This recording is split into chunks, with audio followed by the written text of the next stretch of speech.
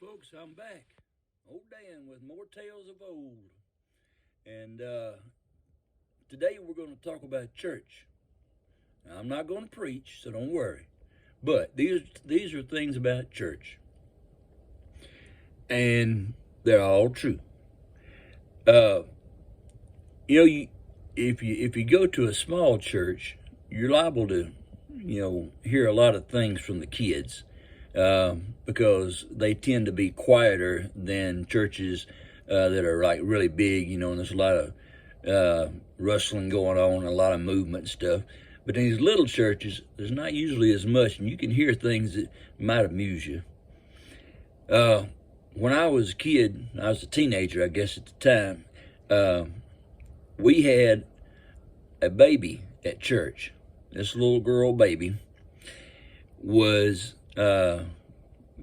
the youth minister's daughter, really, or he had been the youth minister for a while, but anyway, it's his daughter.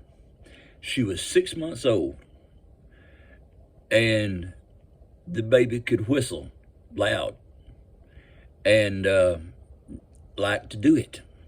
So we'd be going along in church, a little How Great Thou Art, or Old Rugged Cross or something, and all of a sudden you hear this whistle break out.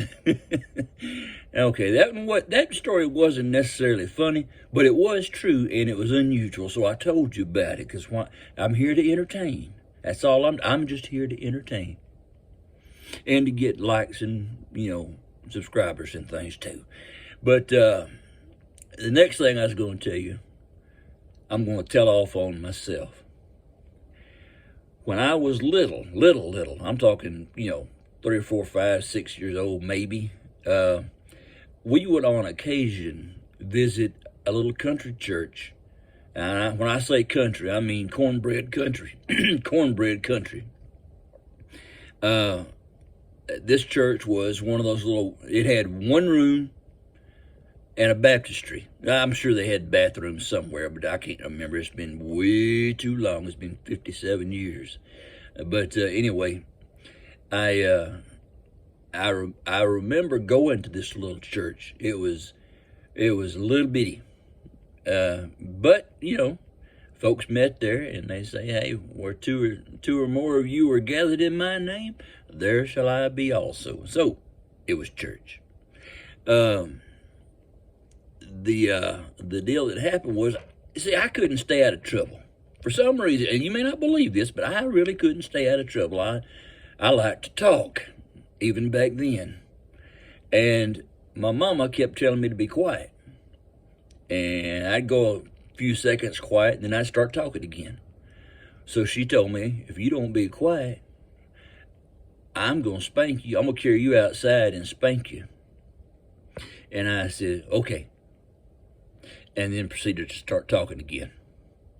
Well, Mama got up, took me by the arm, and we started toward the back of the church, up the aisle there. And I said, where are we going? Mama said, I'm going to take you outside and spank you. I said, well, I'm not going to cry. I guess that made me feel better. I don't know. Rumor has it that I did, though. Rumor has it that I cried. Okay, now, the last deal and I'll leave it with you. Now, folks, if I cannot make this stuff up, I can't make this one up. It happened.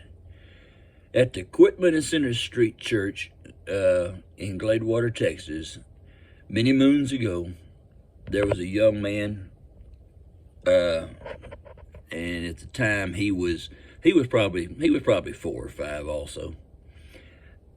And the church had the auditorium and some rooms up in front there for the baptistry and stuff. And then it had a foyer in the back where they had some steps out there, but there was a foyer in the back behind the auditorium, with some doors that was shut between them. And this little boy was just like I was. He was rambunctious and squirm around and couldn't be still and couldn't be quiet.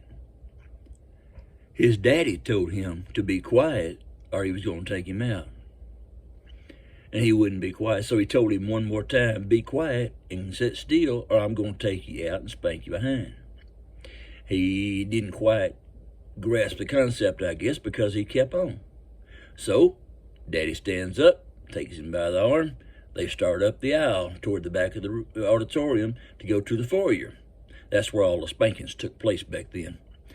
And he's he was like trying to fidget and pull his arm away from his daddy and everything all the way up the back, and never was successful. His daddy kept a hold on that arm. And they get to the back door, about to walk through the door to the foyer, and I promise you, I can't make this up. This little boy said, "Somebody save me." Oh, folks, you can't make it up. If you'd have been there, you'd have been laughing just like everybody else in the auditorium. Hey, y'all have a great day. We'll catch you on the next one.